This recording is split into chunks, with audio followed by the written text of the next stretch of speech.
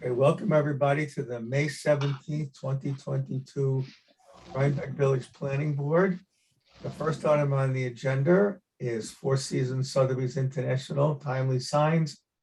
They're adding some more signage on the window decals. 41 East Market Street. Do we have timely signs? I see them. Hi, everybody. I'm here. Okay. Do we have what the sign's going to look like? Ryan or timely signs can show everybody what it looks like. Let me try to get this on here. I have it on my screen. I just gotta share screen here, I guess, right? Share screen. No, not my platform. Here we go. Hi. Do you hear me? Okay. Can you guys see what's on my screen? Yeah. Yes. All right. So this is just adding two decals on the exterior of the glass there, as you see in the rendering on page 2, and that should match the square footage allotment for that building. As shown, it originally had the Gary DeMauro decals on there that were larger before everything changed over. So this is the last part of their signage. And Ryan, the calculation work, there's enough signage. Yes. Okay, anybody have any questions? Okay. Ryan, somebody's microphones are on. I know. I'm trying to find the microphone. I'm trying to find the person who's sort of talking out of turn. Okay. All right, I think you found it. It stopped. If there's no comments from the board, do I have a motion to approve the sign for 41 East Market Street, Sotheby's International Realty? I'll make that motion. Do we have a second? I'll second that, Jeff. Okay, roll call vote, Michael Gee, Aye. Jeff Christensen, Aye. John Clark, John Clark's thing isn't up. His mic, there we go. okay, David Miller, aye. Okay, passes 4-0. Good luck, guys. Thank you, everybody. Appreciate your time. Second item on the agenda is Laura Penzero, GC's Restaurant, 6422 Montgomery Street. Add some extra seating. Now, did everyone get the letter from Justin? Yes. Yes. Because I met with Justin, I met with our new attorney. We talked about this, and the mayor's in the process of holding a public hearing next week, trying to modify the code of outdoor dining. But in the meantime, there is enough historical parking in the original Gigi's plan, and Justin recommended that this be approved. Anyone has any comments? I'd like to hear it. I think the only other question is the placement of the table on the north side, but what I've seen, they've contained it away from the sidewalk. Okay,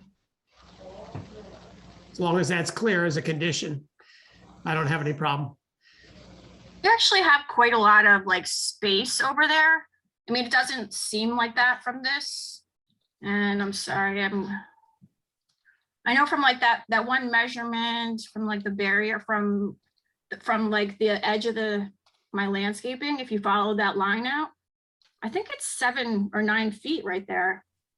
Yeah, we just don't want it to be diminished because in the past, some people, you put a table there and they keep, scooting out and you end up with 3 or 4 feet and people walking around the edge off the curb. I've seen it happen. So we just wanted to make it clear that the site plan, is contained within that planter arrangement so that there's a good 6 or 7 feet out there.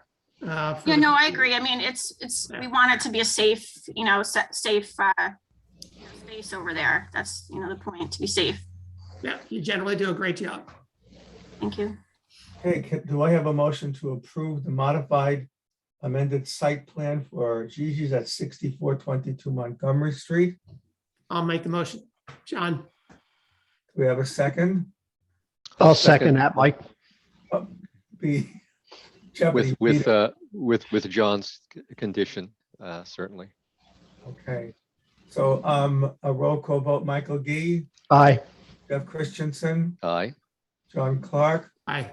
David Miller. Aye. Good luck, guys. Good luck, Laura and Piper. Thank you so much for your patience. Thank you very much. We appreciate it very much. Okay, the third item on the agenda is the Star Building. Hi there. The restaurant. Hi. So you've amended your plan and you put the indoor dining. And it's hard to read on this very small. Yeah, let me share a screen for you. I'll pull it up. Righty. So yeah, we took a look at the indoor and outdoor dining in a little more detail. We decided to not allocate anything for the basement at this time. So we have currently, we're showing 32 seats on the interior, 40 seats on the exterior, which you can see in this layout on the floor plan. So the current 16 spots? The current is 17 spots. 17, oh, the handicap spot. Yes. Anyone have any comments from the board? I see that they narrowed the throat of the driveway, which is good, put in a little extra landscaping, and they're gonna do a sidewalk, which is needed on that side of the street, so I think this is much better. Great. And we also switched out the landscaping to boxwood. That's right.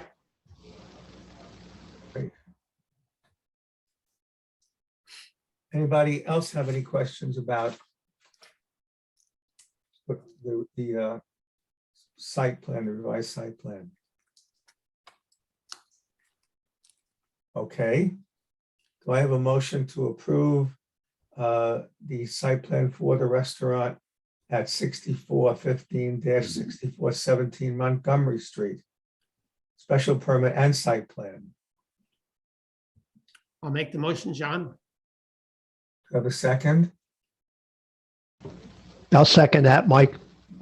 Okay, a roll call vote, Michael Gee, Aye. Jeff Christensen. Aye. John Clark, Aye, with the David Miller, condition that they'll come back if there's more commercial use of the basement. Understood.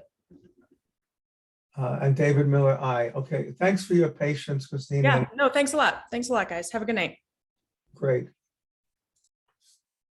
Okay, the next item on the agenda is the Terrapin Restaurant. 6426 Montgomery Street, site plan review, and I forgot to put it down. We're opening a public hearing if there's members of the public that want to comment on this. So do I have a motion to open the public hearing? Motion to I'll make open, that Jeff. motion. Whoops, we had a tie. Tie. Give it to Jeff. All right. I heard Jeff first. Okay. Okay, then do we have a second? I'll second that. Okay, all those in favor? We just Aye. raise our hands, aye. Okay. So does anyone from the, would Warren like to present what they're doing, if any members of the public that want to listen in? Sure.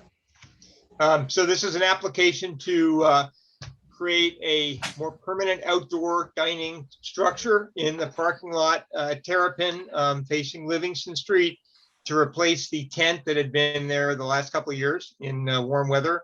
The thought is to extend the outdoor dining season a bit at both ends by putting a permanent structure there, and then obviously it would be left up year round, but it wouldn't be used in the dead of winter when it's impossible to heat it appropriately. But along with that, to do improvements to the parking lot, eliminate one driveway entrance to have 90-degree angle parking, So there is a reduction in the total number of spaces from both the 2002 approved plan and from the current conditions. And we determined in previous discussions with the planning board that we need 11 spaces. I believe that's what we approved, or determined. You'll correct me if you have another view. And we've been in discussions with the Church of the Messiah, as was requested by the planning board. We have an agreement in principle. I obviously have to provide a copy of that to you, but having had a couple meetings with Richard McKeon, the pastor at Church of the Messiah, and their treasurer, Nancy Richard, and also discussed back and forth with Josh Kroner, the owner of Terrapin. There is an agreement in pending signature from both parties that would involve a payment to the church, as well as amending Terrapin's insurance to name the church as an additional insured for anything that might happen to a patron of Terrapin's using the church parking lot. But that's rather than just paying into an in lieu of fund that doesn't actually purchase parking spaces. The thought is we would actually arrange with the church for parking spaces to compensate, more than compensate for what we're removing, to put in the outdoor cover escaping with this structure. The other thing we talked about at the last meeting was the design of the outdoor structure. We had previously shown a fairly light steel structure with some lattice and some sort of seasonal canvas and so forth.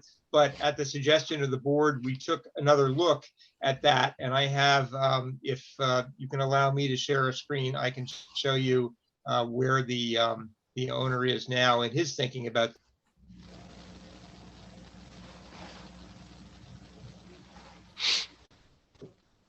the former church building into the outdoor pavilion. And I can call that up for you here.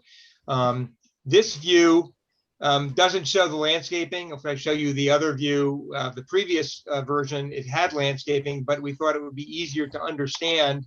This is the previous proposal for a structure, We which again was don't, light. I'm sorry, Warren, we don't see a shared screen. Oh, you're not seeing this? Oh, I'm sorry. I haven't shared screen. Let me go back to Zoom. Apologies. Yeah, sorry. Huh? Okay, share screen. Now we'll try again. Thank you, Jeff. Okay. The oh, keep disappearing. This was the previous version of the structure was built frame with less, and the suggestion was made that we should do something to make it more compatible with the church. Are you able to see this rendering? Yeah, but your bandwidth is waving in and out, so your voice keeps breaking up. But this is the old one. Yeah, I don't know what I can do about that, unfortunately. Yeah, Seems better now. Well, I'm showing the new one now, or I'm trying this is to. the new one. Oh, You're seeing it? no. Yeah, well, this is the new one. No, you're not seeing that? Let's see. I'm seeing, Lots of vegetation. yeah, I thought this was the old one. This is the new one. Probably taking a while. Right, well, what my screen is showing is the new one. Oh, this is. Yeah, I don't know why we're having a problem with this. but- Something's happening. Oh. I think it's Are you having any luck seeing this? I think it's trying to transmit it, but your bandwidth is, All right, let me, maybe there are too many things open here. So let me try to, oh, screen sharing has stopped. Let's try again. Oh, it's the other one.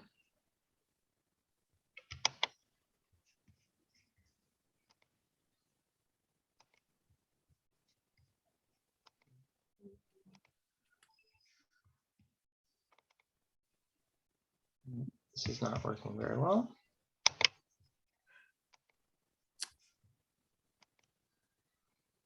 Does Ryan have these visuals? The one that I trying to show you, he doesn't have, but that's Okay. the only reason I'm asking to screen share here. All right, and we're gonna try one more time here.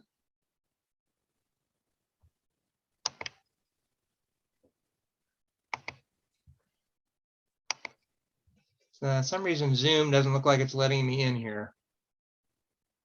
Let me try to minimize this. It's all right, this is so painful.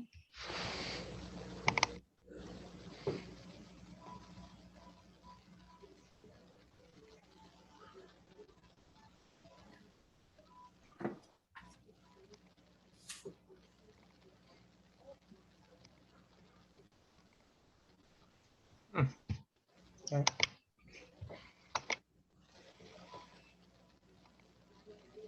Is this new image the only thing Ryan does not have, Warren? This is the only thing Ryan doesn't have. You might want to shoot an email to Ryan with this attachment, and maybe he can bring it up. Okay.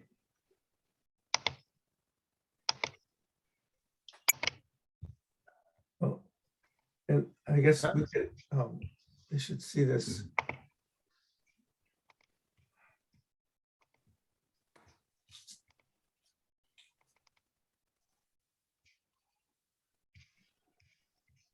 Is this working or not? Yes. Yes. Okay. This is, So you're seeing the image of the building with without the vegetation. without vegetation, but also it's a different structure. So we have incorporated some shingles from the building, some lattice, some of the architectural elements, the circles. Are you able to see that? Yes, yes.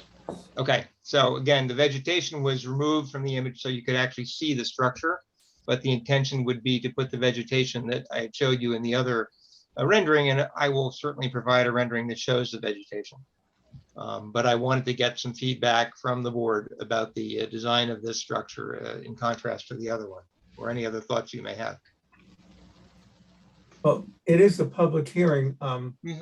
We did get, did everyone get a copy of the letter from Jeffrey Scales, the neighbor? Yes. Yeah. I don't want, it's a long letter. I don't want to read it into the record. Ryan will incorporate it into the record. I think I saw Mr. Scales is on the meeting. I don't know if he'd like to say something, or make in-person comments, or just stand by the letter. At this point, I don't think I have anything, this is Jeff Scales, to add other than what I put in the letter. Okay. Jeff, could you summarize just in maybe a few seconds what's in the letter for the benefit of all the other people attending the public hearing? Okay, I'll do the best I can. I don't have the letter in front of me. I'm actually out hiking right now, but so I'll have to let the letter speak for me. But the main thing is that I have found Terrapin to be a very good neighbor, and I feel kind of frustrated though that there isn't more on the street parking that can make up their space on Livingston Street, that there are all these restrictions, unlike any other street in the village near the business district. And there's constantly open parking on the street. And we often find we have to deal with our driveway at 7 Livingston getting partially blocked because people are getting creative with their parking, being desperate to find a spot. So it's problematic for us there. I just would like to get a better feel for, though, how well that parking is going to do for Terrapin with the change at 90 degrees instead of angle. To be able to have people pull in and out of through there, especially when it comes to truck deliveries. So that would be, a concern in terms of our trucks going to end up being parked in front of our building, particularly during the day when we're, especially during the season when we'd have windows open, everything else, just to know how that's going to be managed. And then there's also the issue of debris, and there's not that much, but we would just like to be sure that as part of the opening and closing process for Terrapin, that they kind of check the neighbor, like our grass area in front of our property, to pick up any glasses or bottles or anything that may have been placed there. I think that's about it. Thank you.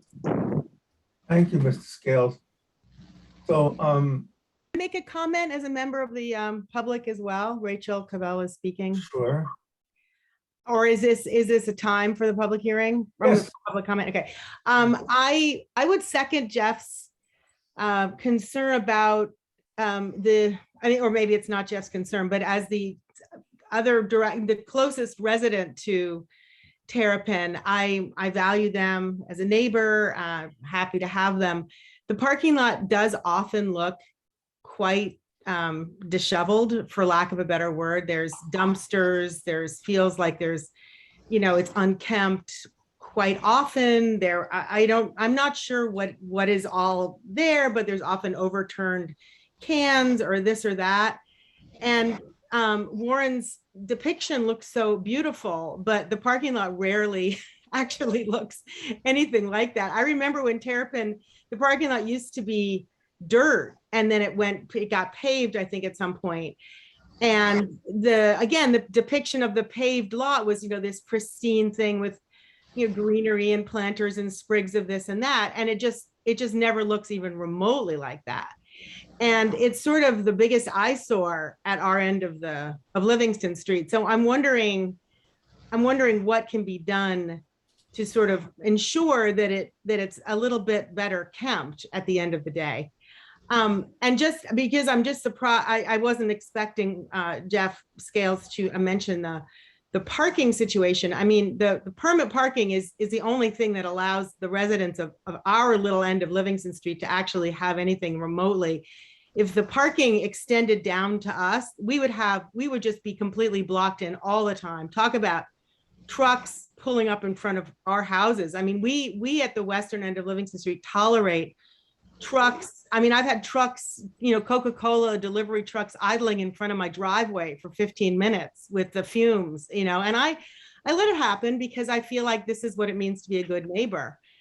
But in terms of, parking so that my driveway is constantly blocked, I mean, that's just a non-starter. So I welcome the fact that the Church of the Messiah has graciously agreed to accommodate them with a few extra parking spaces. But so my really just concern is, how do we maintain the look and the beauty of the drawing that Warren has depicted here on the screen?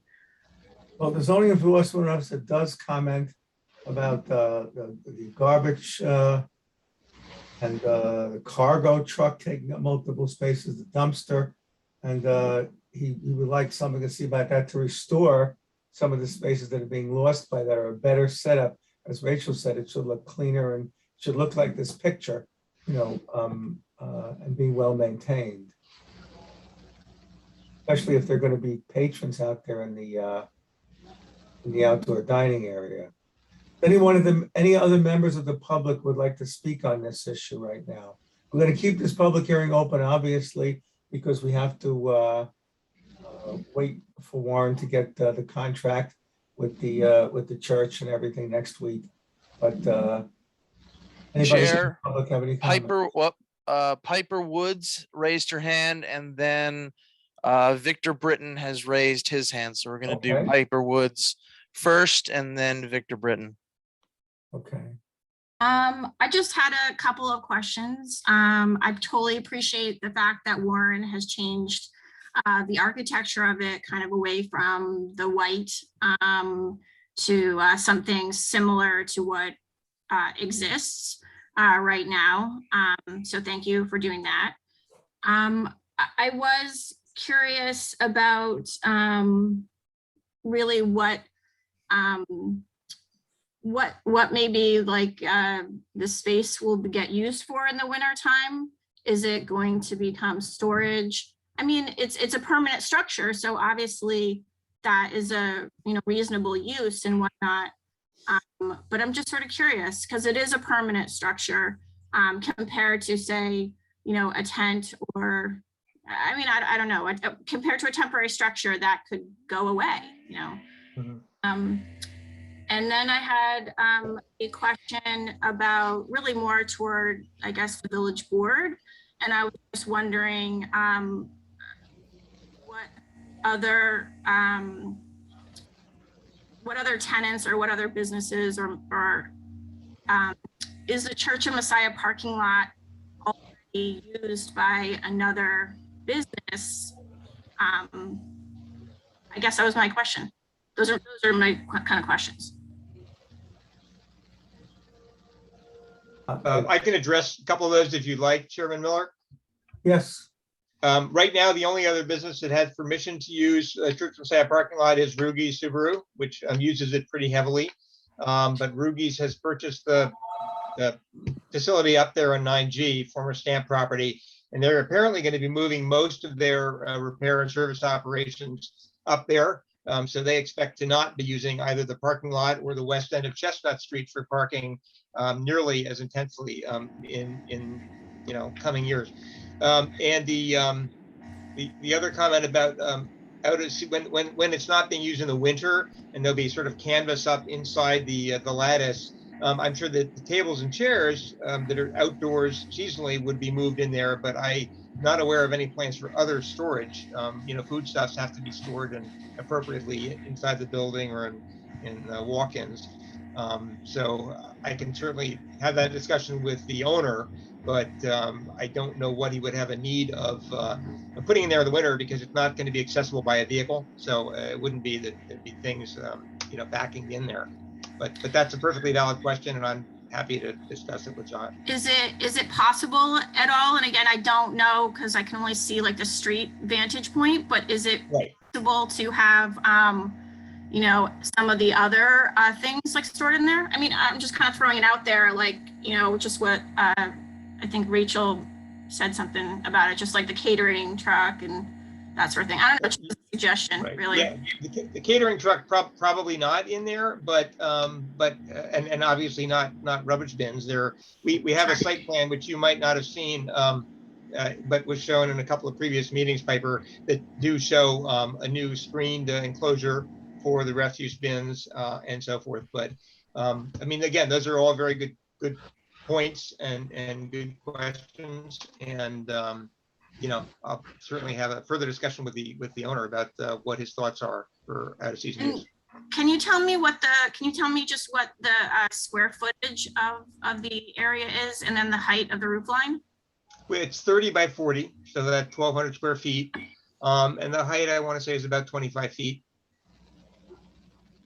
to the peak.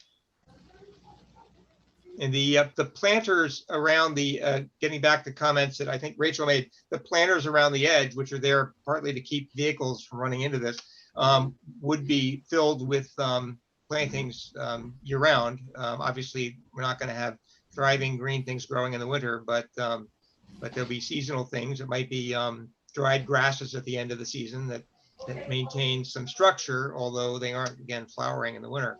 But the thought is to provide screening around this building and have it securely located within those planters with additional planting materials along Livingston Street on both sides of the sidewalk.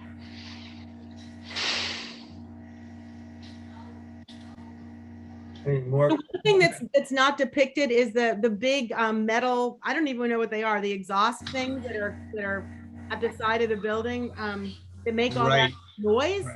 And yeah, that would have to be screened by this structure. Yeah. Oh, it would be screened by the structure. This structure, yeah, this structure does not sit right against the existing structure. There's a space, so that actually would be screened from view much more than it is now. Because I'm wondering, I mean, the other thing I will just tell you, we live in such an unusual place as a resident, and that is very, very noisy. And I have spoken to them in the past about if there's anything they can do. It's the only because I guess they have those pizza ovens. It's the only exhaust thing. I mean, the Gigi's doesn't make anywhere near as much noise. The Terrapin one really makes noise. If I'm sitting in my backyard, I hear it, you know, at 9 at night. And I'm wondering if that will help the noise a little bit. I just don't want to, I don't want it to exacerbate or like reverberate and make it more noisy, because it really is a problem. But I have no reason to think it would. I'm just bringing it up. Mhm. So will there be more details for the next meeting, Warren, with the plantings around the new Yes. structure Sure. and whatever else you're gonna do? And are you going for all the spaces at the church? Because you, Justin had said that he was concerned about the dumpster and the cargo truck, reducing it, and the structure, reducing it from 21 to 15 spaces. Are you still planting 15 spaces? We're gonna remove the cargo truck that's in there. 50, yeah, 15 is what we're showing on the site plan. Okay. And it's actually, it's not a cargo trailer, it's a catering trailer, which is used, seasonally for off-site catering.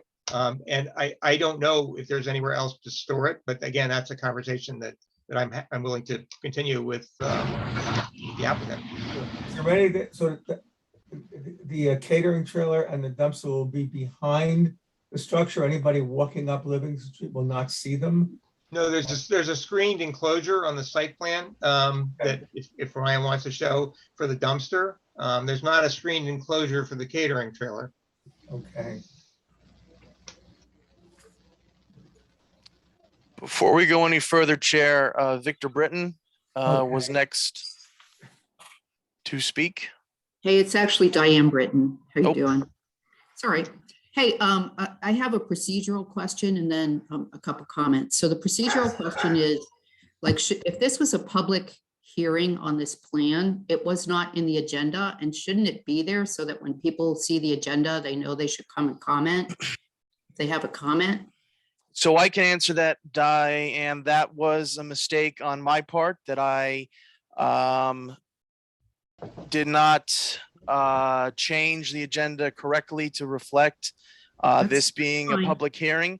However, a notice of public hearing went out on the website and email blast last week, as well as to the residents that are in 200 feet of Terrapin. And the planning board plans to keep the public hearing open. Therefore, in the June 7th agenda, it will reflect correctly that the public hearing is still open and continued. And So at that when the public hearing happens again, like I missed the last planning board meeting. So, I mean, I think it should be a complete view of everything, like where the catering truck is, where the dumpsters are, what the parking lot looks like, where those parking spaces are. I mean, it's like I'm seeing one picture and I'm supposed to comment, right? I can't, it should be the complete view of the changes to the lot and what it's going to look like. It should be a presentation. Here's what it is. Here's what it looks like with the flowers. Here's, whatever it is, but it needs to be complete because I can't really comment looking at one picture. So I don't want to speak for Warren, but if Warren would like to stop sharing his screen, I can certainly No, you bring can that do it aspect next of the time. site plan. We can do it. We'll do it You don't next have to time. do it tonight. Do it Sure. next time. All I'm saying is there should be a full picture so that the public can see sort of what's happening to that space. And I'd like, a little map of the church parking lot. Now, Warren, is it possible that they could walk through, or will they have to go around the block to get, walk out past the cleaners and come around?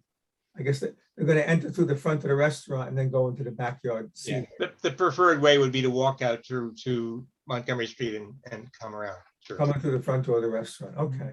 So Yeah. Warren, are you going to have something in writing from That's the the plan. Church of the Ryan. Messiah? That's the plan, Ryan. Yep. Are you going to have it in time enough for Justin to review it? Because Well, we have 3 weeks now because it's right. 31st is a Tuesday, so we get bumped all the way to June 7th. So there's 3-week gap between now and then. So there should be sufficient time to get the contracts and get them to everybody and get the stuff to Justin as well. Sure. I'd like to know how the board feels about the new design of the structure on this historic building. Can I finish my comments? Oh, yeah, I was just Sure. about to say, I don't think Thank Diane you. was finished. So the second question is like gutters and where the rainwater is going. I didn't see any gutters on the building, Warren. So Mhm. I don't know where the rainwater is getting channeled. Hopefully not on the sidewalk. No, we'll go into a storm drain. Will that And be then- on the plans, Warren? I beg your pardon? Will that be on the plans or is it already on the plans? Well, there is this existing stormwater system under the parking lot, along with the septic system. Okay. And then my next question was actually about the septic system. So when the restaurants expand like this, how does the village assess septic capability? Because I would expect that that's done on a kind of a capacity number. And so if we're expanding the capacity, how do we know the septic is still capable of handling the additional number of diners? We got a letter from the Board of Health at the last meeting. The Board of Health looked at it and said it was okay, their existing septic system. So we have a Thank letter you. from the Board of Health saying it's okay. I think for next time, Warren, just include that in your presentation.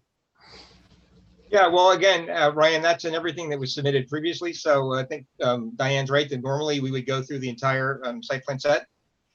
It's a typical situation with a public hearing. So we can coordinate that a little better next time. Sure. Okay. I mean, what we have is an email from the sanitarian. I don't know if you just want to,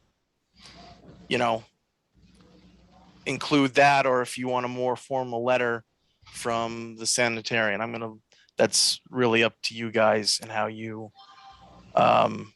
create your presentation. So. Well, no, I wasn't addressing that specific point. I just meant the entire site plan set had various drawings in it, including existing plans, proposed plans, various renderings.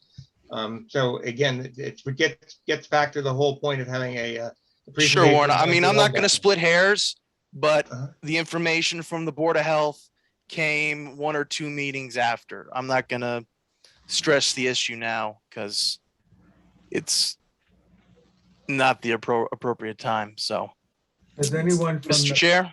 planning board have comments for Warren on the new design of the structure? I'll start off. I think we're going in the right direction, where it's looking like it's trying to incorporate to that existing historic structure. I'm wondering if we should ask SHPA if they want to add in or make comments on it. The other thing, if you're having off-site parking with the Church of the Messiah, like we suggested, and hopefully it goes through, I'm thinking of Savona's up in Red Hook, where there's signage involved, that if you can't find a spot here, there's spot on the next thing over. I think, there's going to have to be some kind of indication of where people can park, because we obviously don't want them to go up into the residential area. And third, on the parking lot, I think Rachel Cavell said it was distressed. I would call it a dump. Inside the restaurant is wonderful. The food is good. The drink is good. The building is good. But that's really an eyesore to look at, and they need to do a lot better. I'm done. Okay, Jeff, John? I have a couple comments. This is in the special sensitivity overlay village center district, not the commercial district. So it has to abide by the setbacks in the residential district. And so I'm not sure the building is set back 10 feet from the property line. Number one. Number two, the accessory buildings in the back have to have a 5-foot clearance of the property line. Right now, that shed is too close to the corner. So that should be reflected on the site plan.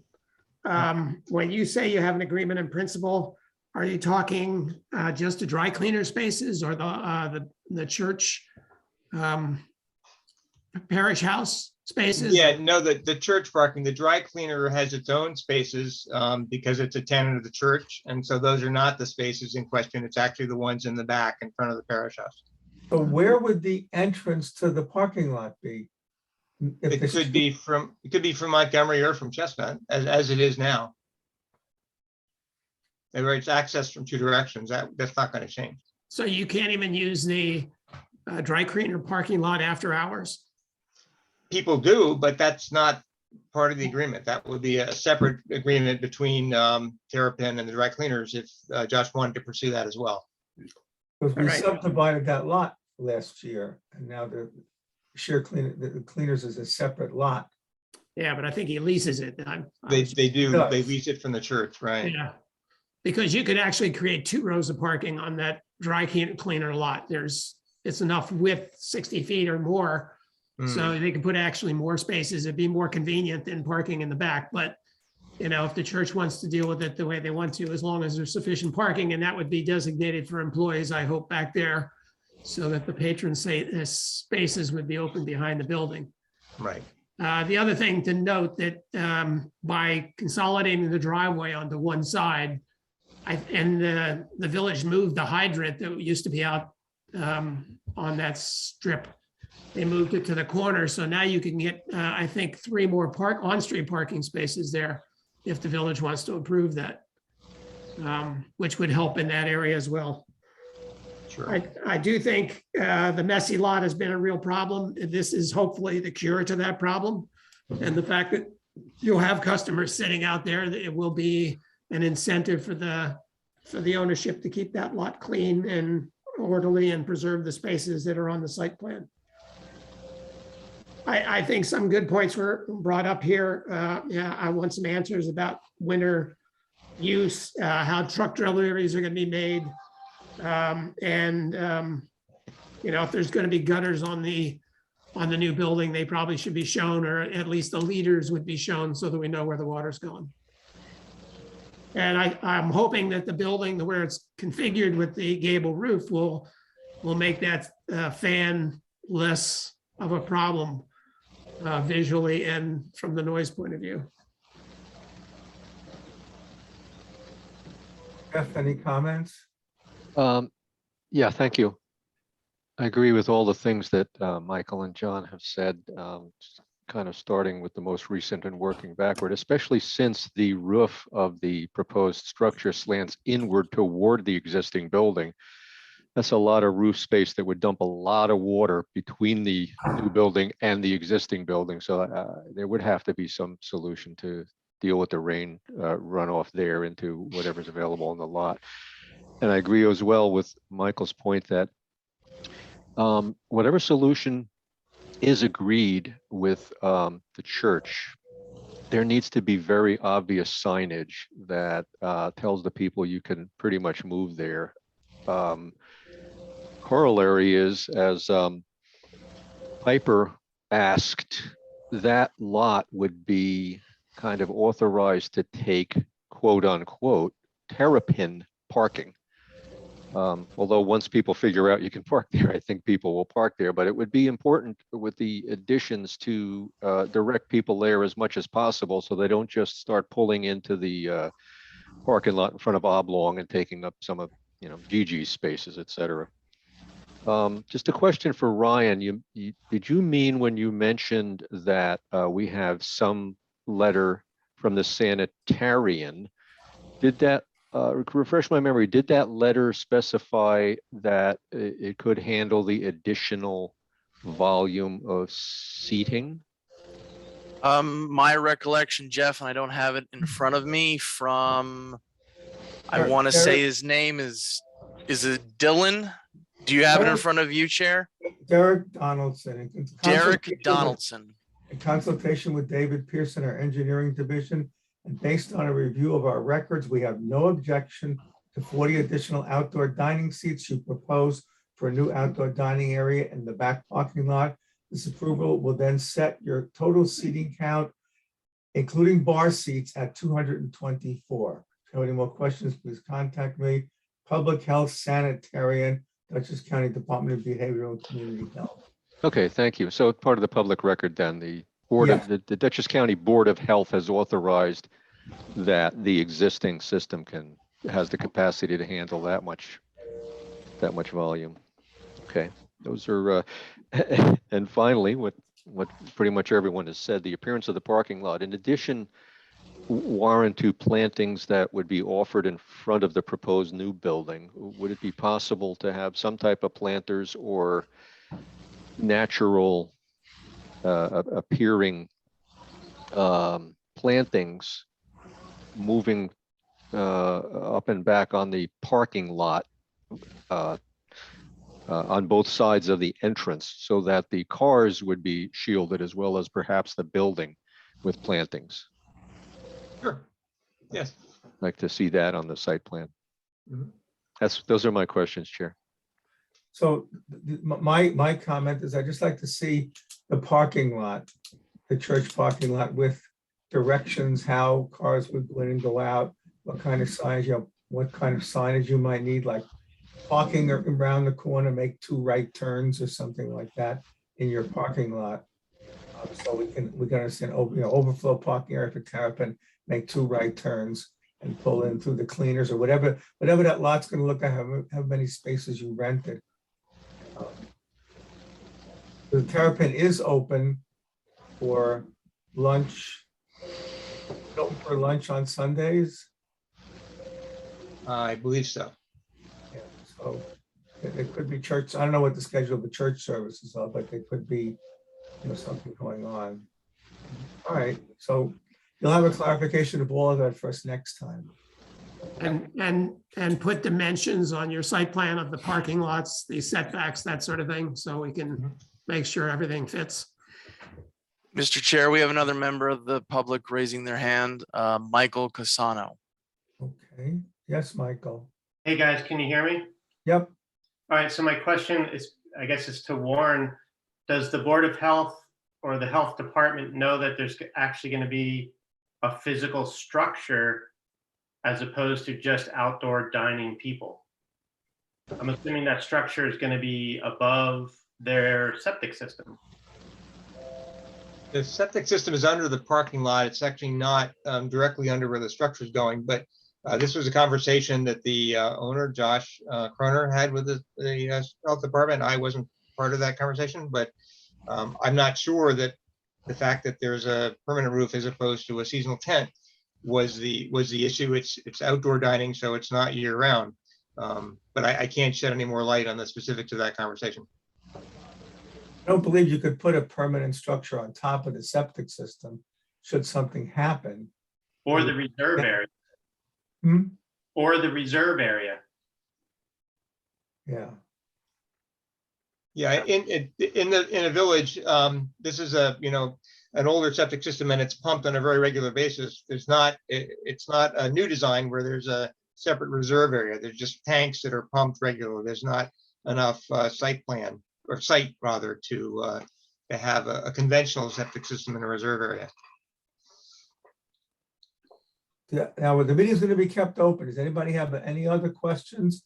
Or if anybody wants to tell their friends about it or think about it some more, we can have more public comment on the 7th of June. All right. Do we need a motion to keep the public hearing open? No. No.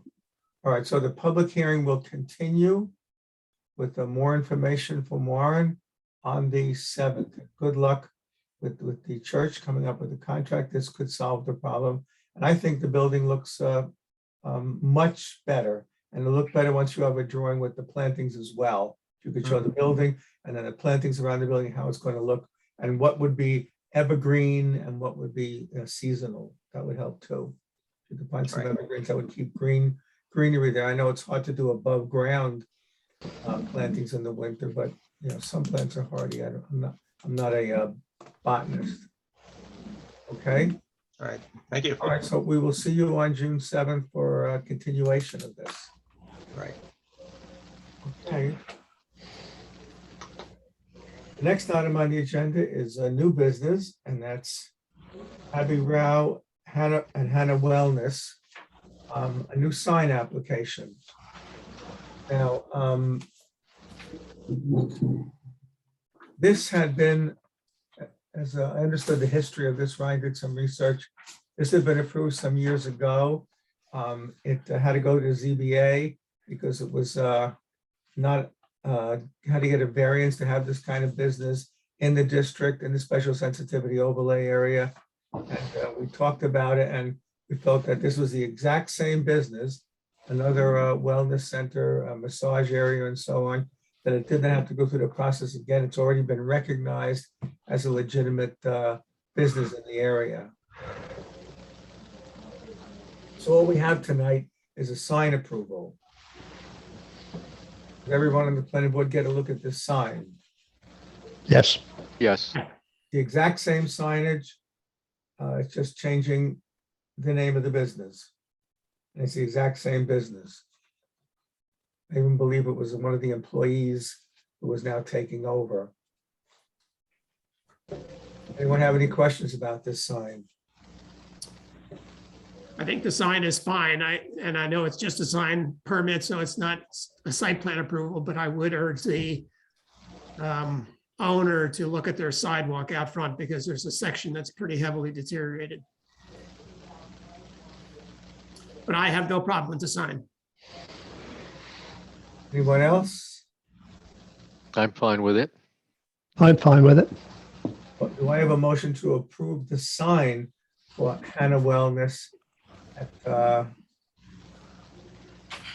6454 Montgomery Street? I'll make that motion, Jeff. Do we have a second? John seconds it. A roll call vote, Michael Gee, Aye. Jeff Christensen, Aye. John Clark, Aye. David Miller, aye.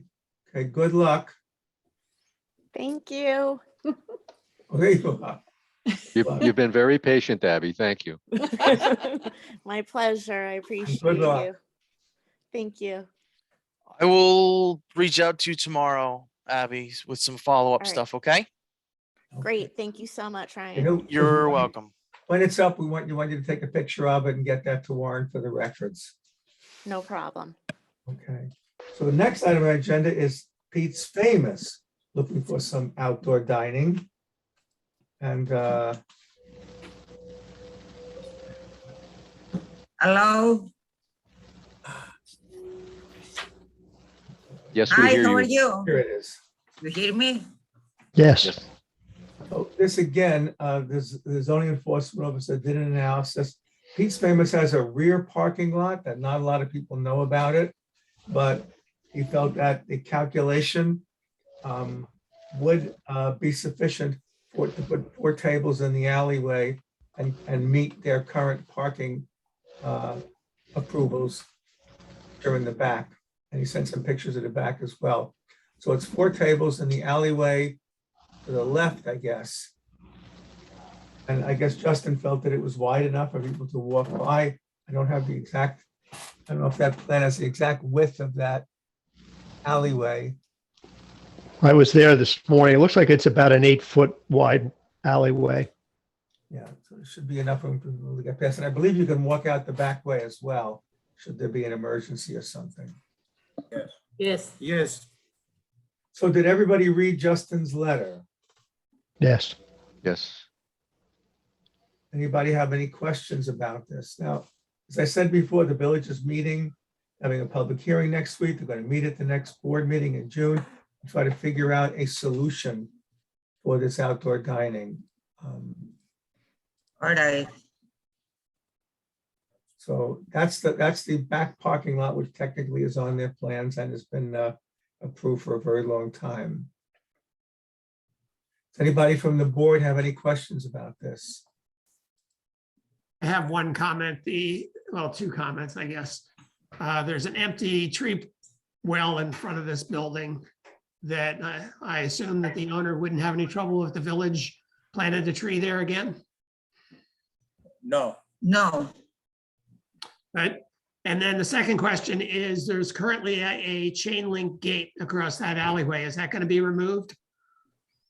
Which one? Chain link fence that's here in the front. They want to, you're asking No, are you going to remove? We didn't have a plan. We don't have a plan to remove that Well, because it's like a private place. So we have the fence there because it's private. in the village chain, especially in the historic district, chain link fences are not allowed. So I know that that's been there for a long time, but now that we're approving the alley, I think the chain. Okay. Chain We link. have no problem to remove it. We have no problem to remove it. All right, so remove it. If you want to put a new gate up, that's okay. It just has to be non-chain link. It has to be some sort of metal picket fence or something that looks more keeping with the historic district. No problem. No problem for that. We can do something beautiful.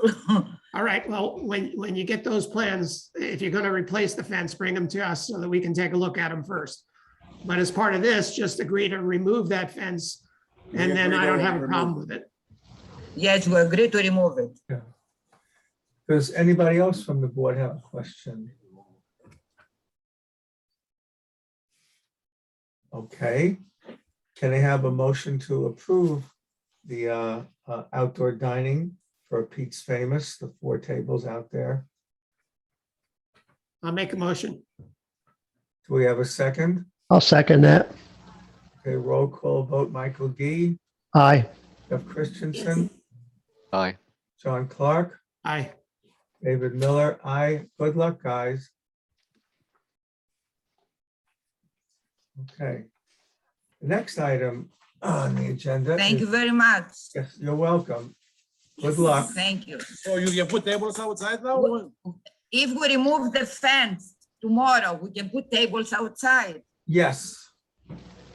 Okay, thank you. We're gonna move it tonight. Thank you very much. Thank you. Okay. Thank you. Thank you. Thank you. Thank you, sir. Thank you. So item 7 on the agenda is, I think Frank Mazzarella for 17 North Parsonage Street. Exterior alterations to a house in the historic district. And we have some new plans from Frank. Hello, Hi, Frank. how you doing, everyone? Hi. Hi. So has everyone gotten a chance to look at the plans and we've seen this before a couple of weeks ago. I think everybody commented that we love that it's going to actually have a front door and that ugly staircase and deck is going to be removed. So would you like me to? Is this the right one to start with, Frank, or do you want the other one? We'd start with the front elevation, Ryan. That's it, right? So here, basically we drew in, and I guess if you open, can you open the other file, which is a bit more graphic, this the 8.5 Yes. by 11, which has a photo of the door. It's not the color of the door, but I just want to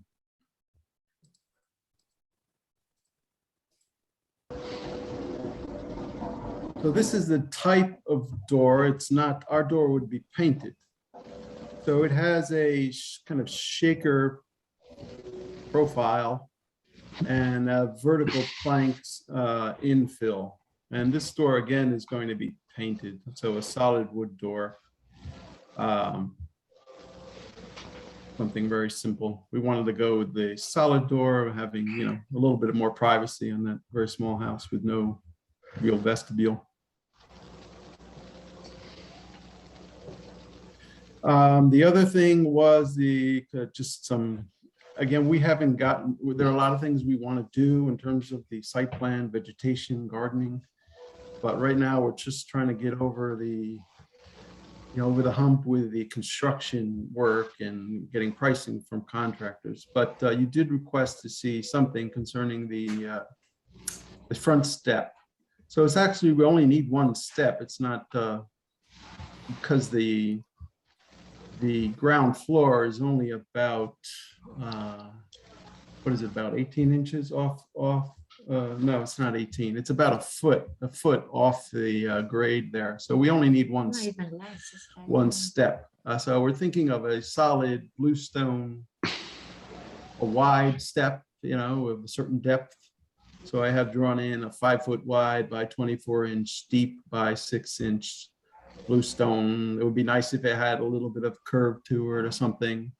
Something that's not like a cleaved rustic, but something that's a bit more like a cut. So we'll actually go to the suppliers and select a specific bluestone step for there. The pavers which lead up to it would just also be bluestone, and they're just going to be kind of traversing. There's only a few because the yard is only less than 12 feet. The stoop itself measures 2 feet, so it's I would say 3 pavers with with some vegetation growing in between. In terms of imagery, if we could go back, Ryan, to the drawings.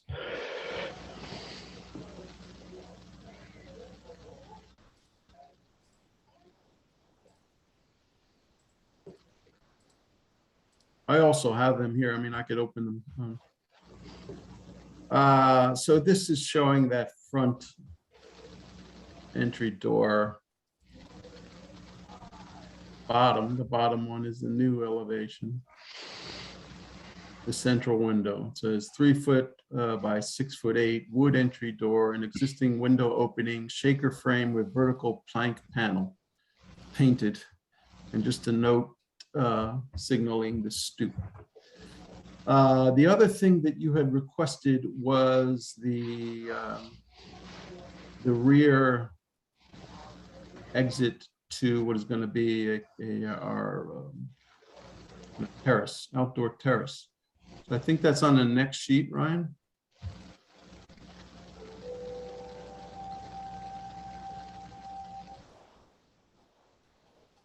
Maybe down below on the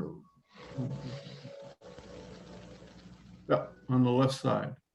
So here what we decided was the nicest thing, and also just with some lead times issue, that the actual sliding doors had a 26 weeks, 6 months lead time, and really, so we think it'll be, we like the idea of a greater degree of transparency. At the same time, we like the idea of a French door, which is what this is.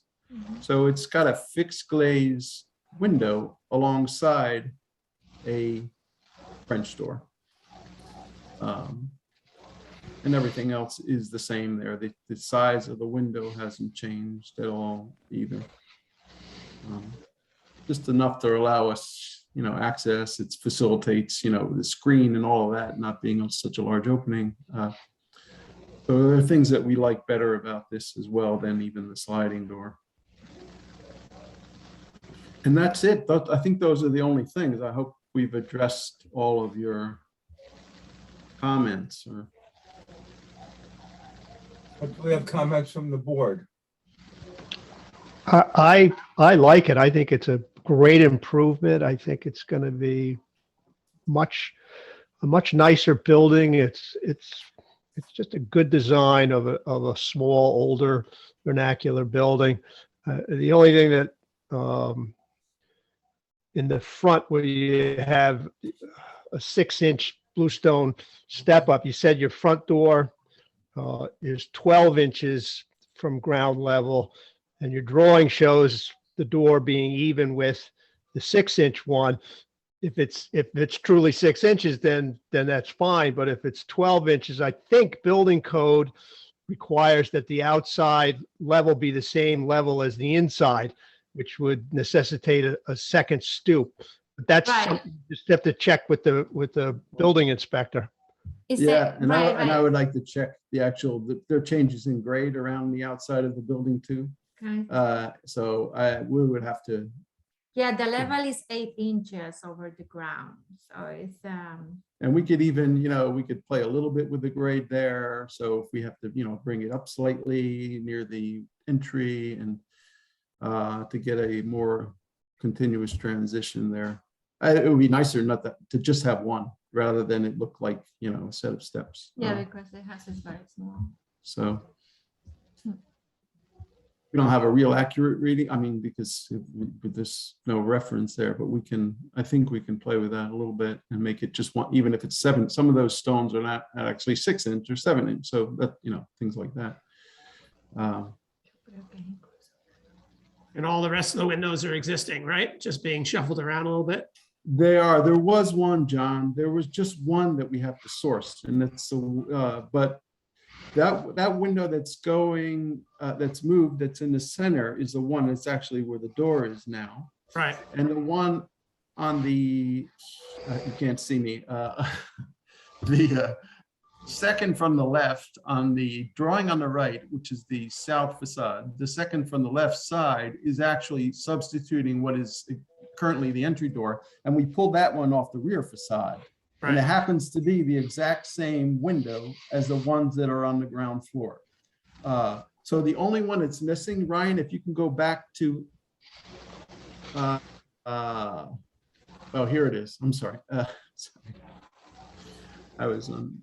Yeah, it's the south facade. So that's it, Ryan, right there. Yes, it's that window. So the one that's missing, John, is the one, if you go to the second floor, kind of centered on, almost centered on the rear gable, it says new window. Yeah. And that's the one where we would like to find something exactly like the ones, or as close as possible. You know, we're even thinking of finding an old vintage, because the new ones don't look the same. And we're going to put storms on the outside. And if, you know, it doesn't make any sense for us to get a kind of modern, a contemporary one that's with a double pane and it's trying to imitate those very thin muntins and all that. So that's the one that we have to source. And my idea is to go, I don't know, to someplace like Zaborski's or somewhere that has vintage windows that we could find one that's as close as possible. There's a warehouse over in Kingston that has old doors and windows in the basement. Yeah, that's Zaborski's. It's off. That's great. That's a fun place to walk. Yeah. All right. Well, otherwise it looks good. I mean, I'm not a big fan of the big window in the back, but it's in the back. You won't see it from the street. It's replacing, you know, something of the deck and all the rest of it. So I'm fine. Okay. Thank you. I have a question on the heating. I don't see a chimney. Is this electric heat? Right. Yeah. So there's actually a chimney inside, but it was taken down. That's why it doesn't penetrate the roof. Everything is electric. So it just comes in the front. And it's, you know, on the one hand, it's a good thing because it occupies very little space, the equipment, but we are a little bit concerned about the electric bills and things like that, but there is no chimney, really. Is there going to be a heat pump outside? No, we're going to continue with the electric for now. Okay. We were thinking of changing the system, but I think right now we're going to continue with the electric, and we're thinking, you know, I don't know, just a question and not something we've explored at all, is the south facing slope with that roof. What is the feeling about solar panels in the village, in the historic district? If we were to put a metal roof on there, which is the only time that we would do that in the future, is that something which is welcomed, or what's the overall feeling about that? Well, certainly solar is welcomed in the village. In the historic district, it's a little more sensitive, as long as I think it's not really evident from the street, you know, like, you know, on a front porch or something like that, then I think I don't have a problem with it. I think it's something that we have to encourage, even if it's not strictly historic. We haven't done any research at all, so we don't even know how many there would be, or if there's enough room on there. But this is the facade you're looking at now is the south facade, and you know, it would get better exposure there, but we haven't really explored it. It's just like, I mean, Jeff's house has the heat pump system in it, and you should talk to him about that, or come and see what it looks like. It's really going to, well, he can tell you. That's really a great system. Well, yeah, actually, we have geothermal heat pumps. So the only thing we have outside is underground. There are no units outside the house. Geothermal wells are drilled underground, and the heat pumps themselves are inside the house in the basement. Where is your house located, Jeff? 37 South Street. Okay.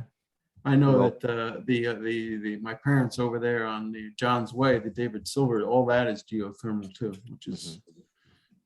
I do have Great. a few questions. Ryan, if you could scroll up a little bit to the next, keep going. Yeah. Up. Yeah. Again, to see down, the next one down, to see the front of the house. It's on the left side, maybe, Ryan, on the other side of the sheet. Yeah. Yeah. So this is the west facing facade. Yes. And this is the proposed front of the house. Yes. Which I think looks very well. Now, if you can scroll to the right, this photograph here, all the way to the right, all the way to the right. Yeah, so this is what the house looks like when you walk down the street. It's very odd because it doesn't have a front door. When you walk down the street, you kind of get this subliminal sense that something's not right here. So I really like that you're pretty much restoring the house into what looks from the street to be a very attractive house. You've also said, in addition to retaining and matching the windows, that you're going to keep the existing siding. Is that correct? Yes, we do. We like it. It's a novelty siding. It's kind of like a Dutch slab. It's not exactly the same size everywhere, but the profile is the same. You can see certain areas where it looks like it's been replaced to kind of match. But some of the really nice stuff is on the front. It's a larger, it's like a higher, nice and solid. So that old growth wood, which stands up to time, so we like that. And also you pointed out, I think, is it the peak window at the north facade or the south facade where you're dropping it down from the peak a bit? Yeah, it was inside the rafters. I think I sent a photo. Yeah, so this is the proposed view, right? Yes. And if you scroll up to see the existing view, you can see how that peak window looks. Again, it looks pretty weird. So I appreciate that you're taking the time and expense to make that, to drop that window a little and make it look more normal to the construction of the house. So one final question, what is the roofing material? It's asphalt. I would really like a metal roof in the future. I think it goes well with these historic buildings, but it's asphalt and it's pretty new. It's about a year and a half old. So okay. So for this proposal, you're retaining the existing asphalt shingled roof. Yes, and the house has been painted recently. We are going to paint it, but the asphalt will remain for now. But when you get around to it, I'm sure you're aware there are a lot of kinds of solar things that you can ask: solar asphalt shingles, solar metal. There's all kinds of stuff. Right. We've been working with some some how hideous they look. A lot of people have come up with some. I know it's a little more money, but when you get around to it, but in my opinion, I think this is fabulous. It restores a very cute little house with the front door, taking that hideous staircase and back. I think it's a wonderful plan, Frank. Thank you. And you guys did a great job. Thank you. If I have any more questions about it. Okay, can I have a motion to approve the site plan for 17 North Parsonage Street? I'll make that motion. Okay, Michael Gee, do we have a second? I'll second that, Jeff. Jeff? Okay, roll call vote. Michael Gee, Aye. Jeff Christensen, Aye. John Clark, Aye. David Miller, aye. Okay, good luck, guys. Great job. Thank you. Thank you very much. Appreciate it. Number 8, Rachel Cavell, Norton Batkin, 9 Livingston Street. Site plan area variance for a side yard or positive or negative recommendation. And this has to go to the Zoning Board of Appeals because it's going to be in the setback. It's a side bathroom. Do we have a plan for that, Ryan? Working on it. Okay. Right here it is. Right. I blew this up so I could read the numbers. So it's 10 feet from the sidewalk. Going back, so it's not right on the street. Well, And- from the property line, actually. It's 10 10 feet. feet from the property line. The sidewalk's a little further. Okay, forward. 10 feet from the front of the building and then 3.79 feet from the side. Correct. It would need like a 6 point something variance. Yes. What is the board's feeling on this? I don't have a problem with it. I think it's just a continuation of the existing building and it's in line and I think it's very minimal. I'm okay with it. Do you mind if I speak as the property owner, or I don't know Sure. what is on this? Yeah, this is just, it's just gonna be a very almost seamless, I mean, a truly seamless, minimal extension out from what's already there. It's not gonna look any different whatsoever. I have a letter from the neighbor to the only neighbor that would see it to the east or that would have any impact on it. Would you like me to read the letter out loud or no? It's in the file. I believe I handed it over to Ryan last week. Ryan. I have it. I just didn't have a chance to scan it because this really wasn't a public hearing, and I felt Okay. also too it was more appropriate for the ZBA. Oh, okay. We're just here to talk about how we feel about it and make a positive or negative. Oh, okay. Okay. Michael, Jeff, John, Is there an elevation? Yes, Jeff, hold on. I have so many things open in Adobe right now. Just bear with me here.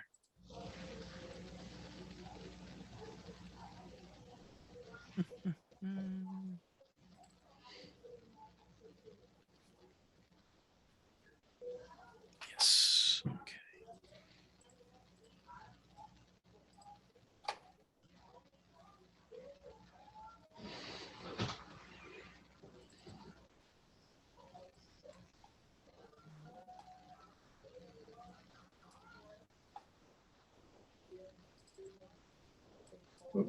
so that's what it looked like from the street. And it's 10 feet back from the front door. And what is that dotted line that looks like a There, door? currently on the building facing the street is a French door. I don't know that it's ever used, but it does emit light into the space beyond. As we build that same wall forward toward the street and enclose the new space, the door will come out. We should add that we put the French door in there about 10 years ago and we've never used it. It was just sort of a vanity thing. I don't know why we put the expense in of having a door that nobody ever uses. If anything, it's just a bit of a pain because sometimes somebody will knock on it and it's like it's a useless door. And it's one more thing to have to worry about, locking or whatever. So it's no longer going to be there. So just forgive my confusion here. So you're saying this is an existing addition and you're making it larger and Yes, removing a it's door? an existing, you'll see if you go to the house, it's already there. We just want to bring it out a few more, what is it, 6 feet, Warren, that we're bringing it I out? think it's roughly 7 feet, yeah. Okay. So on that elevation that Ryan's showing okay. there, Jeff, there's a dotted All right. line where the wall is now. I see. And that little window, the little window that has the D or O1 symbol in it actually is on the wall of the house. And we're relocating it to the wall of the addition as it grows toward the street. Yeah. If you could go back to the site plan, Ryan. I understand now. Yeah. So in other words, the that little kind of L-shaped thing behind the addition is there already. Oh, And yeah. you're just following the same roof line with the same architecture, with the same siding, with the same roofing, and it won't have a door. And it will be and it's only a 49 square foot addition, but it's no closer or farther from the adjoining property than the whole rest of that addition is, which is already substantial. I understand. Precisely correct. I get it. John? What's going on in the back there? Explain that. There's a shed behind the existing studio, and we're proposing taking about half of that shed and making it internal space to that rear studio building. But there's no change in the footprint or any other treatment of that structure. And Warren, comment on the staircase. Oh, yeah. So thank you, Rachel. The exterior staircase was when this was originally renovated, there was an interior staircase from the first to the second floor. And Rachel and Norton decided it would make more sense at the time to have exterior access to the second floor and no internal communicating stair. They don't need that. So we're removing the exterior stair and putting in the interior stair that was originally designed to connect the two floors. So we're actually covering less of the property in the back by removing that exterior stair. Yeah, just to make it clear, this will actually be less of an impact than what is currently there. We're actually reducing the visual impact. When we originally put an outdoor staircase because my husband wanted a separate studio from the downstairs. And now he doesn't use that study anymore because we have enough room. He has another study in that he's using instead. So we're just going to take that staircase out and make it an interior one to make the house more flow better, because it's silly to have to walk outside to go upstairs in the middle of winter and those stairs get icy. So we're just trying to improve the functionality, honestly. So the shaded area, so is half of what's already an existing extension off the back of this studio. That's right. Nothing whatsoever will be changed on the outside of that existing extension. You're just going to open up access to that from the inside of the building? That's exactly right. For what purpose? We're putting actually a shower in there. The original plan of that little bathroom actually included a drain in the middle of the floor. So the whole space was treated as a shower. And at the time it was constructed, Rachel and Norton decided that they probably didn't need to do that. But now they're just adding in a shower right off the existing bath that's there. What else is inside there? Is there a sink and a toilet and?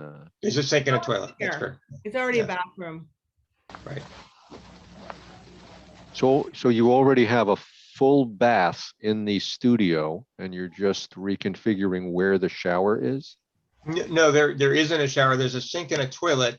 But I say the original design, it's sort of a linear bathroom. The original design included a drain in the floor and a handheld shower unit, so it could be used as a shower as well. But that wasn't actually installed at the time the bathroom was put in. Is there any intention for people to live here? No. There's no intention from us for anybody to live there, no. There's no kitchen or kitchenette or anything like that. Okay, thank you. Yeah. John, you have any questions? No, it seems fine to me. I'd be willing to do a motion to do a positive recommendation to the zoning board of appeals on the side yard variance. Okay, do we have a second? I'll second that. Okay, all those in favor, Michael Gee, Aye. John Clark, Aye. Jeff Christensen, Aye. David Miller, aye. Just a question, Chair, before we send this off to the zoning board, so that they don't come back and say, we're not clear on what you're approving or why you're approving it. Thank you. Should we state our findings that the small addition is to the front of an existing addition to the house? It is no closer or further from the neighbor than the existing addition is. It is a mere 49 square feet. And it will use the same materials as already exist and is set substantially back from the front lot line. So they don't come back to us. Good. And it reuses the historic stained glass window on the exterior, which I thought was nice. Yes. I just want to make it clear, it's not a historic stained glass window. We added that window. I mean, we're going to retain it, but there's nothing historic about it. We put it in there about 10 years ago. What was there before was a really ugly 70s window, honestly, and we replaced it with a much prettier window. A historic appearing window. Yeah. Good Yes. appearing, yes. Took away a good finding, okay. Fine. Very good. All right, so we have a 4-0 positive recommendation. I guess you guys will be back after the ZBA meeting. Would you mind, I should know this being on one of these boards myself, but I actually don't know. What's the protocol? What do we do now? You have to have a public hearing at the ZBA. Okay. You have to recuse yourself, obviously. Yes. And then if they approve a positive recommendation for this, then you have to come back for site plan approval, which you've For already, site plan approval, so that'll be like materials and plantings and stuff, or? yeah, Okay, thank you. Thank you. okay. So are we done? Am I done? Yep, you're done. You'll be Okay. back. Thank you, everybody. It's been a pleasure. I appreciate it. I'm gonna get off my Zoom then and leave you to your meeting. Okay, bye-bye. Thank you, Ray. Bye. Bye. All right, the last one is 30 Livingston Street, a site plan for an above-ground pool, 20 by 11 or 220 square feet in the residential district and historic district overlay. Now, I believe there are different rules. Ryan, I forgot we talked about this for an above-ground pool versus an in-ground pool. Yes.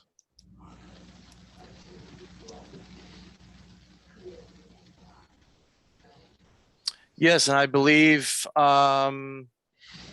Mr. D. Pardon has had conversations with the Board of Health pertaining to Yes. to this proposal. So, hi, this is Gilles Depardon. I'm representing Betsy Petropoulos. So, yes, this pool is actually half in ground, half out of ground. But it is, as I say, above ground pool essentially. And it is far enough away from the septic tank, we have a septic tank, but it does not interfere with anything with the septic system. We did have a letter that affected. So that's where the X is where the septic tank is. The board have questions about the pool. Can you, Gilles, can you refresh my memory? Seems like we've reviewed this more than once before. We have. You So did, what's, you did, and I think, sorry. I was going to say, what's different? So what the last time I came in front of you, we basically had a deck that went from the house to the pool, so that the pool was actually only about 2.5 feet away, because the house is lifted off the ground a little bit. And I just wanted to be able to have a deck up to the pool. But that basically meant we were over the lot coverage because the deck and the pool counted. And so we've removed the deck essentially. It's the only way to get the pool to work in the current coverage. So this fits within the lot coverage maximum. So exactly 30%. Says. Exactly 30%, correct.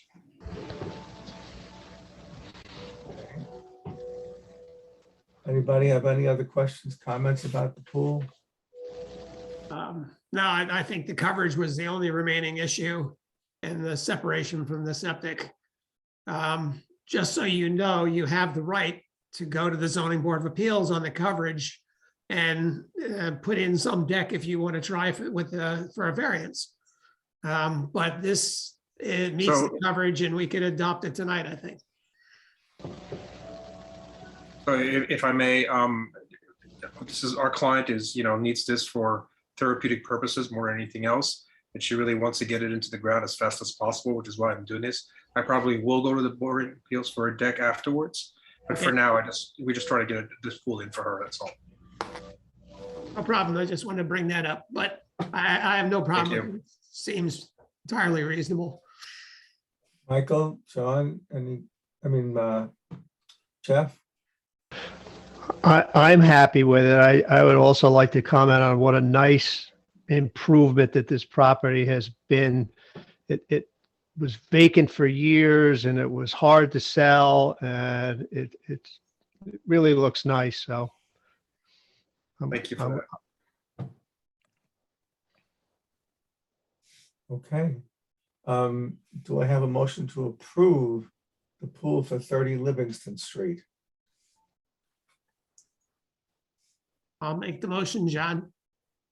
Do we have a sec? I'll make the second. Roll call vote, Michael Gee, Aye. Jeff Christensen, Aye. John Clark, Aye. David Miller, aye. Okay, good luck. And if Thank you so want to- much.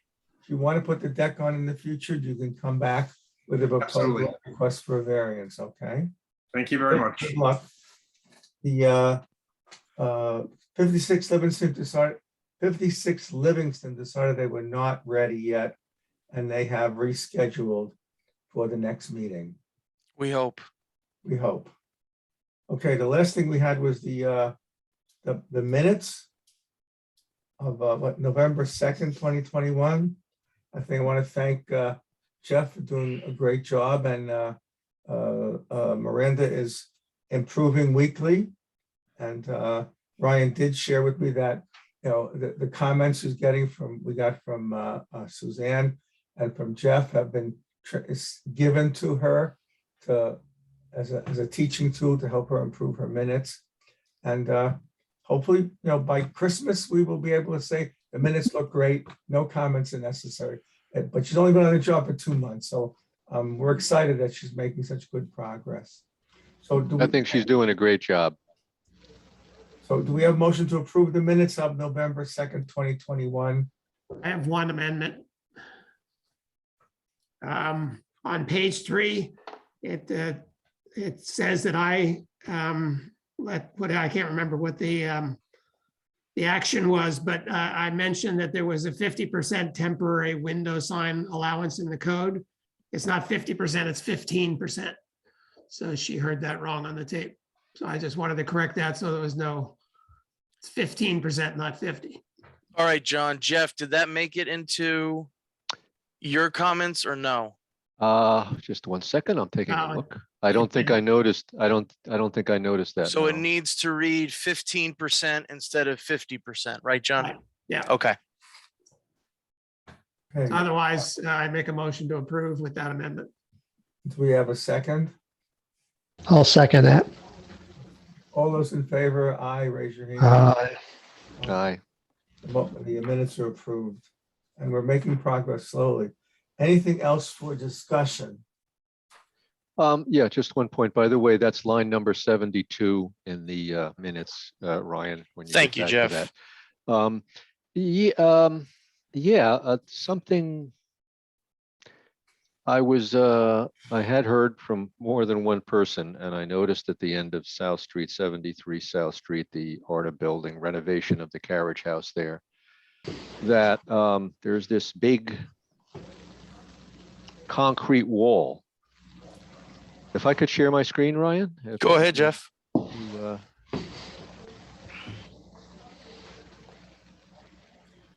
Is this visible? Almost. There you go. Okay. Wow. This is frontage. This is on the front of the house facing the street. I don't recall seeing anything like this in the site plans we looked at. No, we didn't approve that at all. I don't know how this, well, there's So another view. I guess I can jump in. So based on your email, Jeff, I have shared all this with Justin. He is reviewing. Probably, I think John, David, and Mike are the only members.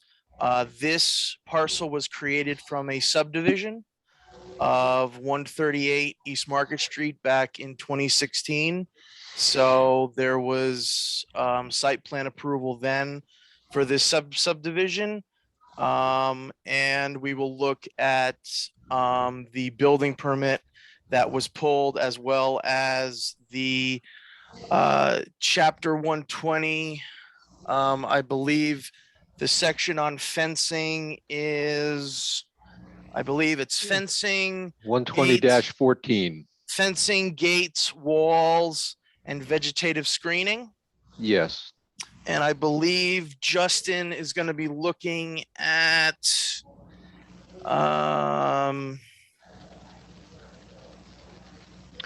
Yeah, section 120-14, and if we look at item 9, it says, with the exception of vegetation screening, front yard enclosures shall contain evenly spaced and be at least gaps and be at least 40% open. right. Front yard- So Jeff, with this is not considered the front plane of the house. This is considered the side yard, and Justin is going to be looking into that because the front door is actually facing the mobile station and as the driveway that comes off of South Street. Well, that's a pretty, I hear what you're saying. I think that's a pretty tortured interpretation. This is the front that faces the street. That's what he's got to look Right, at, yeah. Jeff. Yeah, And yeah, because it's kind of a, the other thing, what section of the code did you say that was, Jeff? that's 120-14, Right. item number 9. And Okay. there are So a the couple of other- sections in there about so what the if you materials just can be. jump up to number 8. Yep. Yeah, which talks about if they're forward of the front plane, right, can't be more than 50 inches high. But this has nothing to do with that. 74 inches along rear and side yard shall not exceed 74 inches. Yeah. So that's comes back to the discussion of what is actually the front plane of this building. Yeah. So that's gonna have to be something Justin There's is one gonna on the have side to. too, on the other side, Well, one that goes out. we're talking about the streetscape here. We're Yeah. talking about the front facing streetscape. And it's really quite an abomination, frankly. I think we have to be a little careful. We learned this on that other place down South Street. To jump to conclusions, it may be that that's a brick wall in the making or something else. So we just have to ask the owner what they have and look at the site plan and see what was approved. But it is technically in the side yard. It's not in the front yard. So I think they have the right to build a 6-foot wall or fence there. But obviously, we don't want to see it concrete, and we want to make sure that it was approved as part of the site plan. So is that from finished grade, Jeff? Yeah, the grade slopes upwards from the sidewalk to the concrete wall. So what I did was I put my tape measure on the dirt at the base of the concrete wall, and I measured to the top. So can you send me this picture, Jeff? Because I don't think this was amongst the pictures No, that you no, sent no, it wasn't. No, it wasn't. earlier. So if Okay. I can share this, once you Yeah. send it to me, I'll share it with Justin for him to add to Yeah. his review of the materials. It is Yeah, well- not a plan from 6 years ago, and we need to understand what's happening, but Justin's gonna look at it, right? Yes, he's going to look at because this went to both the planning board and the zoning board of appeals. Yeah, and if we kind of come back with a kind of a what I would consider a tortured interpretation that the side facing the street is not considered the front, then that would be something I think should be considered. Believe it or not, Jeff, I just learned this from our planning and zoning attorneys, and maybe John can clue in this too. If there is ambiguity in the law, then the village has to, I shouldn't use the word has. There has to be some siding with the applicant, with the owner, after due diligence of review of all the materials. But if there's ambiguity in the code, then it sort of has to go, it swings towards the owner's favor. Okay, I'm not well, sure that there really is ambiguity. It's the front yard is between the front plane of the house and the street or the front property line. So the front yard is that narrow strip between the building and the sidewalk. The side yard is between the the building and the side property line. So it is in the side yard. I don't like the way it looks, but let's at least consult with the owner before and look at the, have the CEO look at the code and see what comes out of that investigation. The audit building usually does a wonderful job, and I can't believe they want to have a 2001 monolith. Yeah, it's How do very you produce bizarre. it? At first I thought maybe, I mean, it looks like it's a retaining wall for 6 feet of fill, but the fact is there's a I'm sorry, let me stop this. No, the share. septic is going in behind it. The septic. Yeah, is but you billion- can see in one of the pictures there's a door there, so it's basically a 6.5 foot high concrete wall, a couple of feet from the sidewalk in the front of the building. Oh, might And be- if they were going to put if they were going to put some type of additional stone facade on it, that might bring it forward of the front of the building. But we, like as you say, we have to figure out, did someone actually approve this in the distant past? No. Right? No. It's a fence. We did They not. didn't file a fence permit. but Okay, yeah, technically I It's a can't. fence. It's a 6-foot fence. Yeah, I Um, can't we- imagine it would be, I'm a little surprised to see it. As it doesn't make any sense to me, because as you say, Art of Building usually does such a sensitive job. I wouldn't Well, use that word let's in this hear from the case. guys and let Justin talk to them, and we'll get a Okay. report back from the CEO. He did a great job getting us those 3 letters today, over the last few days, that we're very clear on Gigi's, on Pete's Famous, and we may actually have a solution on the Terrapin if Warren comes up with something. And as I said, they're having a meeting Monday night, the village board. And the attorney said they're trying to come up with something in the next few weeks with regards to outdoor dining. So we might have a solution down the line. Anybody have any other comments? Is this our last Zoom or we don't know yet? I don't know. Zoom works well, and I don't know. New York City's gone on red alert today. They're going back to mask mandates in counties and stuff. It's I think Ulster County is going back to a mask mandate. Things are going in the wrong direction, and this works fine. If we can't do hybrid meetings, we don't have the technology to do it. I personally don't feel comfortable being in a room full of people at this time, but we can ask the rest of the board how they feel about it. Well, we've got, unfortunately, we're in the middle of yet another surge. And there are several people in the village that have contracted, I think both Lydia and her husband got it recently. didn't they? And Elizabeth and John Gaudier. Elizabeth and Comment. Ernesto Martinez, who's one of the people on the housing subcommittee, couldn't come to the meeting. We had to do a Zoom with him last week because he has it. All of them, fully vaxxed and boosted. So Gary said every day somebody calls him. yeah, we're, Got it. It's like, like it or And our not, we're in village, the we're in our another village surge. clerk Martina McClinton was just diagnosed with it today. Oh, there's gosh. that too. Yep. and I was just talking with her the other day at the meeting with Gary. I had my mask on though, but they did not. So I'm worried about Gary.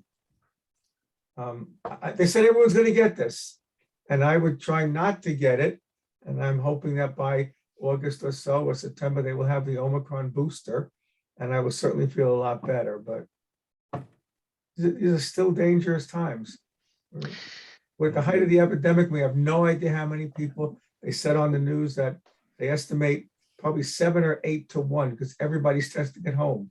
And Biden just authorized 8 more tests for everybody. You can apply and get 8 more tests in the next week or 2.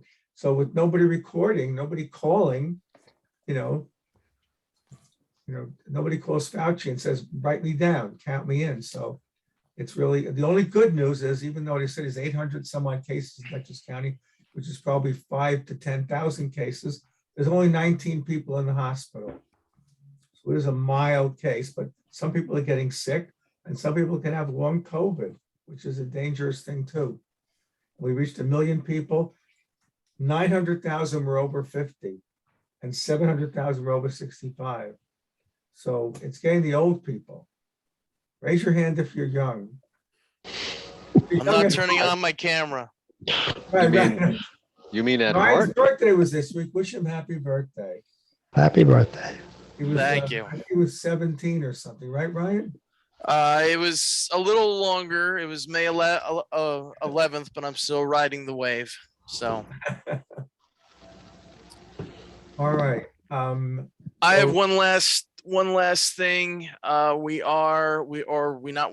will be in June next time. So the board usually considers whether we move to a summer schedule in July and August. So that's something for the board to consider. having 8 to 10 items every week, maybe this is the outdoor dining wave and things will quiet down. Yeah, we could talk about it next time. So think about a calendar, think about your vacation schedules, and think if we could possibly do it. We can always add a date if we have to.